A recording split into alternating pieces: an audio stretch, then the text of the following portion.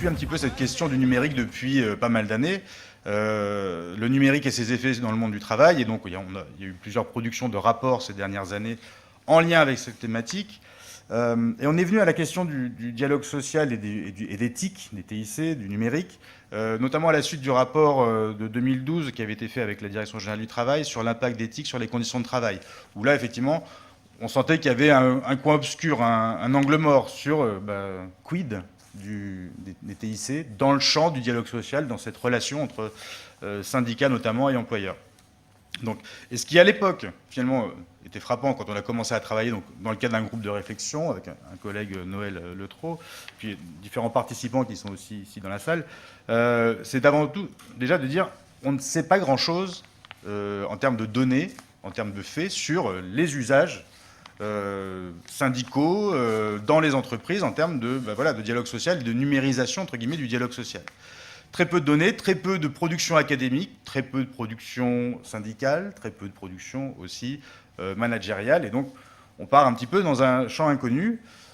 Tout ce que l'on a pu entendre cet après-midi me conforte et me rassure dans l'idée que ça avance. La problématique prend corps et il y a des travaux, des petits travaux effectivement d'enquête, des travaux d'analyse sur Internet qui permettent de doter un petit peu ce champ de matériaux pour mieux savoir ce qu'il se passe. On a bien un processus de ce qu'on appelle polarisation des emplois à 10 ans, c'est-à-dire qu'on a les emplois qui se créent, c'est dans les emplois qualifiés, cadres, etc. Et à l'autre opposé, ceux qui se créent, ce sont des emplois peu qualifiés et avec un creux au milieu. Donc on peut se dire qu'à peut-être 10, 20 ans, 30 ans, 40 ans, 50 ans, on sera tous qualifiés et tous cadres. N'empêche qu'aujourd'hui, il y a une partie du travail, des entreprises, qui ne sont pas dans ce champ qui a été très bien représenté aujourd'hui, des grands groupes, composés de personnes qui sont qualifiées, qui sont orientées vers les technologies, dont même c'est le métier. Donc toute la discussion qu'on a eue aujourd'hui est extrêmement intéressante, mais voilà, quid de cette problématique dans un champ qui reste encore vaste et qui est finalement celui d'une grande partie du salariat et des entreprises en France. Alors juste statistiquement, on n'a pas grand-chose comme données, mais il y a une enquête qu'on utilise pas mal, c'est une enquête du ministère du Travail sur les relations professionnelles en entreprise, et qui justement permet d'un petit peu d'apprécier, par exemple, comment les représentants du personnel mobilisent les outils numériques dans leur activité de communication vis-à-vis des salariés. Là, dans un champ qui n'est pas limité aux entreprises de technologie, etc. Bon, les statistiques qu'on trouve, elles montrent bien que depuis 10 ans, on a une progression des usages du numérique par les représentants du personnel lorsqu'il s'agit d'utiliser des mailings, des envois généralisés de mails, des informations sur les sites intranet. On progresse puisqu'on a aujourd'hui à peu près, enfin c'était en 2010, donc c'est pas la préhistoire, mais on n'est pas loin. 38% des établissements donc, où il y a des représentants du personnel, et ces représentants du personnel utilisent au moins l'un de ces outils numériques de communication, qui ne sont pas hyper pointus, mais qui sont déjà la base. En premier lieu, l'envoi de mails de façon généralisée. 38%, on avait 30% 6 ans plus tôt. Ok, donc ça progresse, mais l'outil principal reste aussi le mail, ce bon vieux mail, ce sacré mail qui quand même est beaucoup critiqué, mais n'empêche, on n'est pas encore à l'heure des réseaux sociaux d'entreprises partout. Et donc, ça reste le premier outil. Mais donc, le constat, si on prend ce genre de statistiques, alors à prendre avec beaucoup de recul, sur l'ensemble des établissements, du moins, c'est qu'effectivement, on ne couvre pas tout le monde. Les représentants du personnel, visiblement, dans près de 60% des établissements de 20 salariés ou plus, n'utilisent pas, pour leur communication, ces outils, ou assez peu. Donc, et quand on analyse un petit peu pourquoi ils n'utilisent pas, les réponses, elles sont multiples. C'est problématique de disponibilité des outils, d'accéder à ces outils, les questions des accords collectifs et des interdictions, entre guillemets, qui peuvent exister encore de la part des employeurs, et aussi une vraie interrogation sur, lorsque ce n'est pas ces raisons-là, quelles sont les raisons qui amènent des représentants du personnel à ne pas utiliser ces outils pour communiquer. Là, tout simplement, est-ce que c'est pertinent par rapport à la cible, entre guillemets, de salariés qu'ils ont en face d'eux. Donc voilà, ça c'est juste quelques statistiques qui permettent aussi peut-être de recadrer un peu quitte à être un peu moins positif, mais le débat.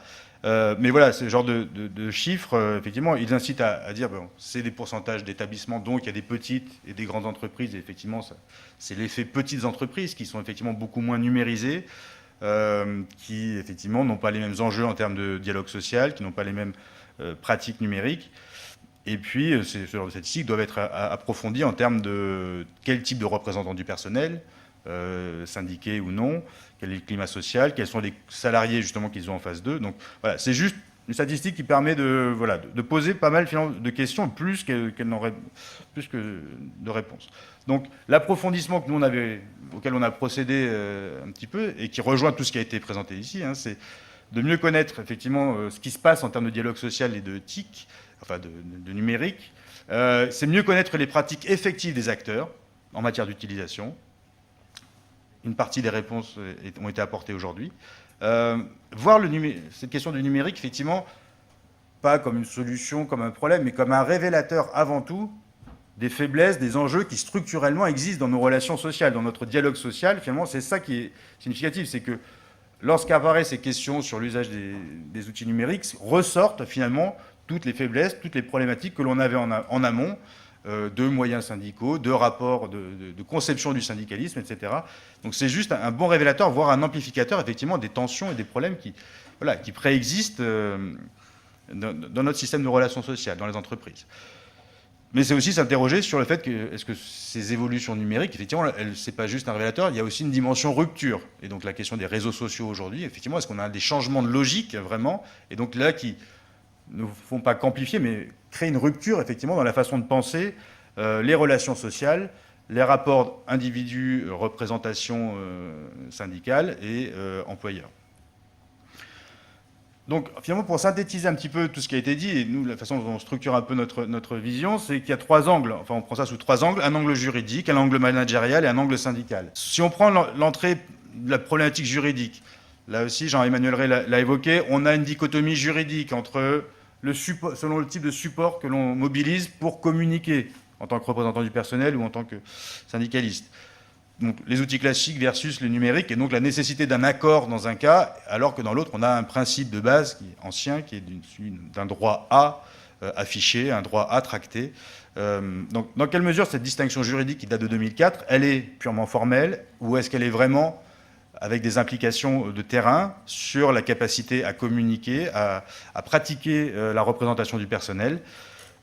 Ça pose la question effectivement des accords qui sont supposés, indispensables dans les entreprises pour pouvoir donner accès au système d'information de l'entreprise. Qu'est-ce que ces accords contiennent? Est-ce qu'ils sont nombreux? Jean-Emmanuel Ray citait effectivement une centaine, mais en fait on ne sait pas bien, mais on sait qu'il n'y en a pas forcément énormément, et surtout on ne sait pas trop ce qu'ils contiennent, si ce n'est qu'on peut pressentir au travers de quelques exemples que les ambitions sont, du moins au début du processus, après 2004, les ambitions étaient souvent limitées, effectivement, ciblées sur une clarification des limites, plus que sur la définition de nouveaux dispositifs un peu innovants.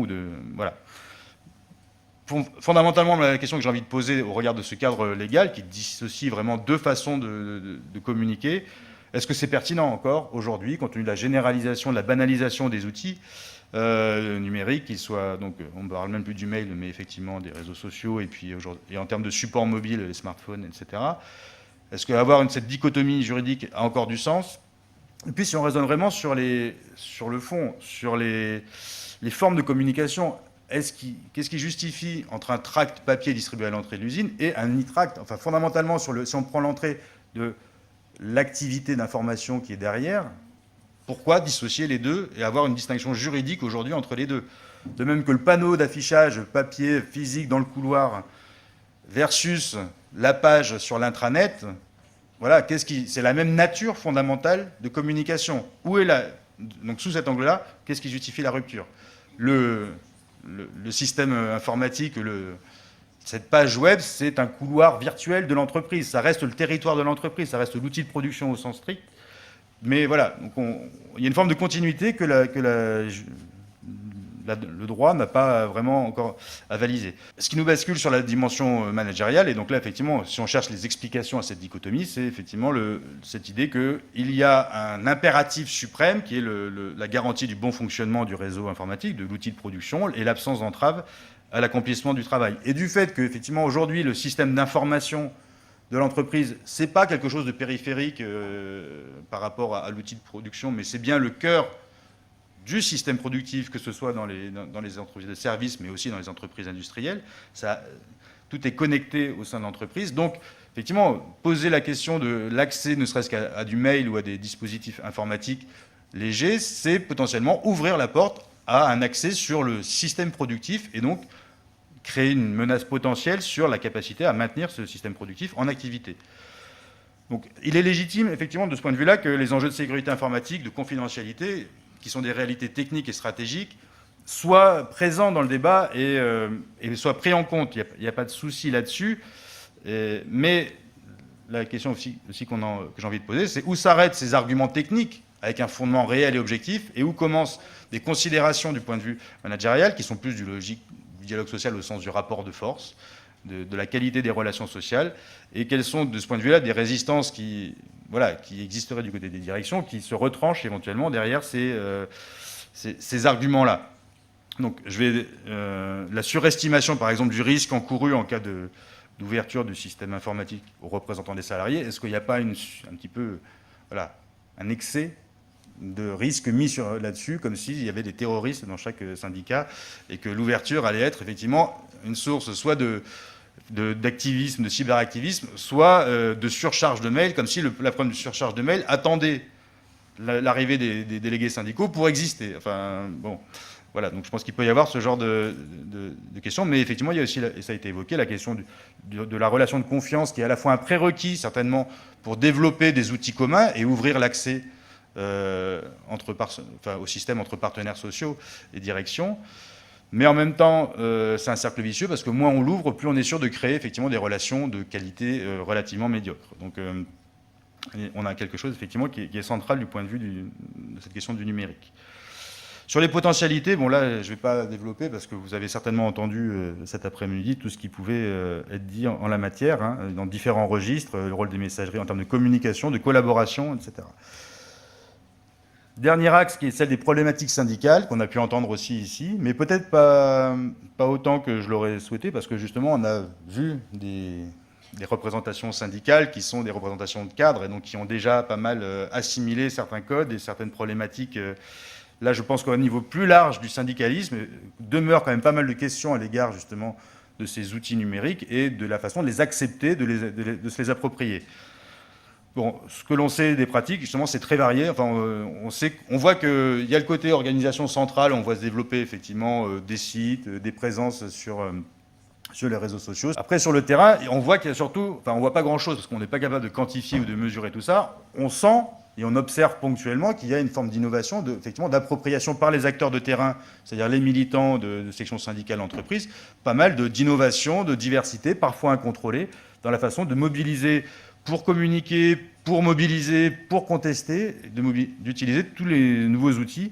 Mais là, on a quand même un panorama qui est difficile à établir, parce que c'est très, très fragmenté, et il n'y a pas d'éléments qui nous permettent de bien savoir. Et là, il y aura un travail complémentaire à faire à celui qui a été déjà effectué sur Internet, mais d'aller voir le paysage syndical au sens le plus large, cette constellation de sites syndicaux, de présence éventuellement de blogs plus ou moins visibles sur les réseaux, etc.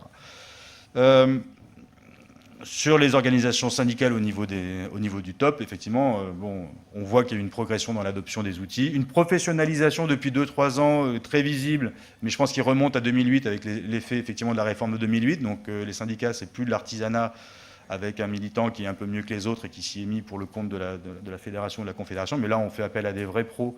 Et donc ça se sent dans les sites et dans les outils mobilisés. Par contre, le tournant du 2.0 de l'interactivité, effectivement, je pense que je n'ai pas besoin d'enfoncer le clou de ce qui a été évoqué par Pierre tout à l'heure. On peut s'interroger encore sur ce tournant. Ce qui est vrai, c'est que pour les militants, cette appropriation des outils numériques, pour les militants sur le terrain, c'est quand même une source de dilemme justifié, et notamment pour ceux qui ne maîtrisent pas dès le départ les codes.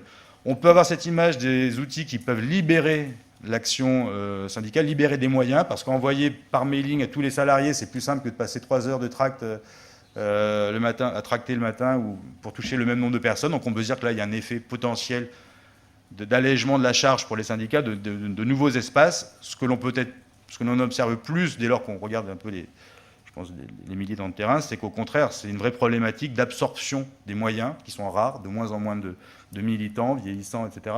Et que là, effectivement, on se pose finalement un arbitrage, parce que communiquer correctement par ces moyens numériques, ce sont des compétences, c'est du temps. Faire un blog, c'est pas juste faire le blog, c'est être derrière pour répondre à chaque question. Et si on le fait pas, on passe pour un...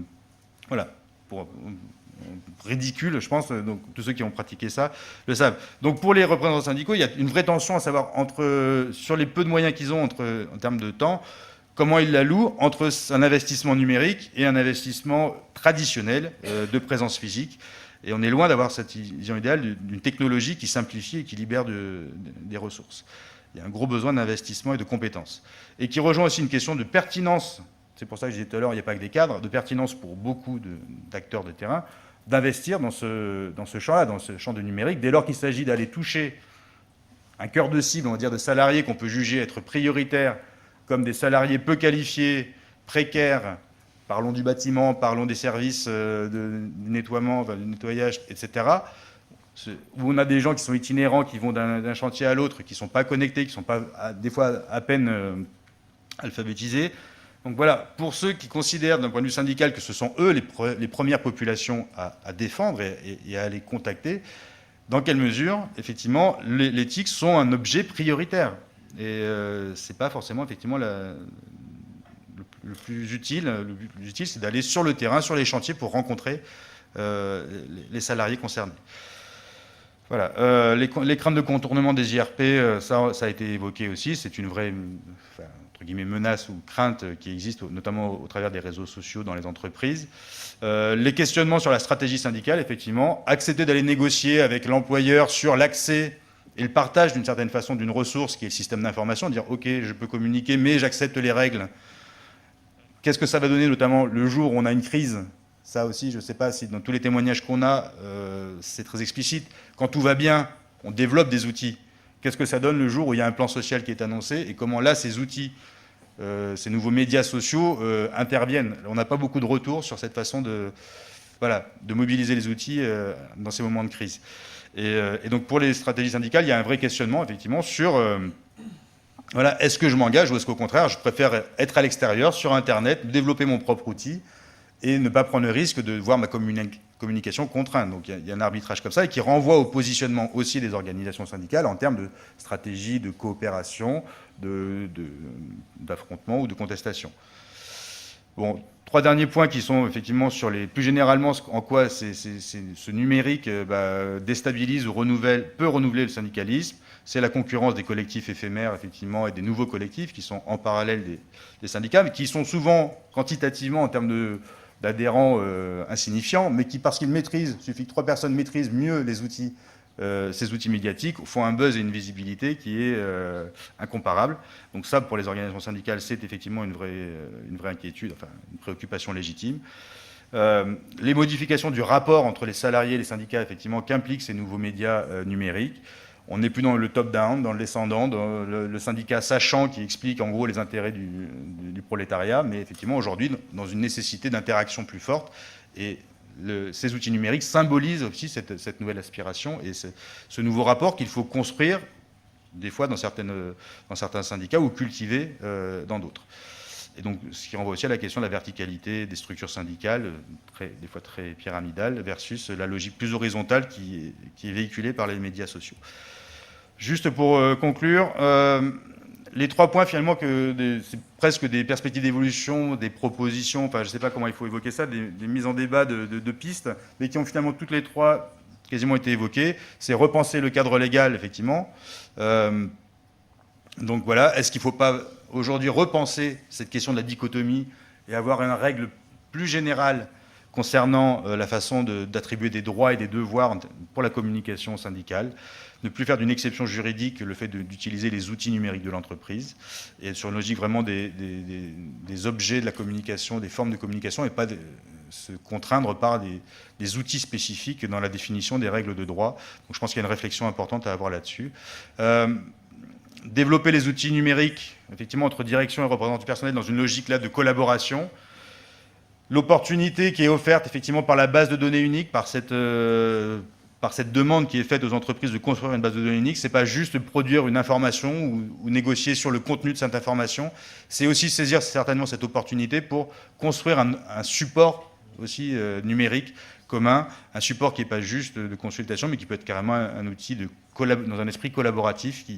Donc il y a là effectivement une opportunité potentielle. Du point de vue plus syndical, de la revitalisation syndicale, il y a effectivement un besoin certainement de systématisation de la formation des représentants du personnel, des syndicalistes, mais même ceux qui ne sont pas syndiqués, à la conception de la communication numérique, pas juste à l'usage des outils, aller sur Internet, etc., mais carrément, effectivement, savoir communiquer avec ces outils-là. Donc ça, je pense que chaque syndicat s'y met aussi en interne, mais après, est-ce que c'est une responsabilité dans l'entreprise de fournir cette formation-là aux représentants? Ça peut se discuter. Et puis alors, de façon presque encore plus idéale, c'est cette idée que, vu que les syndicats peinent aussi à séparément mobiliser la compétence pour investir correctement des fois ce champ du numérique, cet espace d'Internet, peut-être que c'est l'occasion d'une mutualisation plus forte des compétences et des ressources numériques entre syndicats, alors entre fédérations, confédérations, etc., mais voire au-delà des étiquettes, entre guillemets, on peut rêver d'une grande plateforme commune sur Internet entre différentes organisations syndicales. Voilà, dans cette optique un peu des bourses du travail du début du XXe siècle, qui serait un lieu d'offre de services, mais pas au sens vénal de la chose, mais effectivement un lieu de visibilité sur Internet plus forte, lié à cette mutualisation des ressources et des compétences.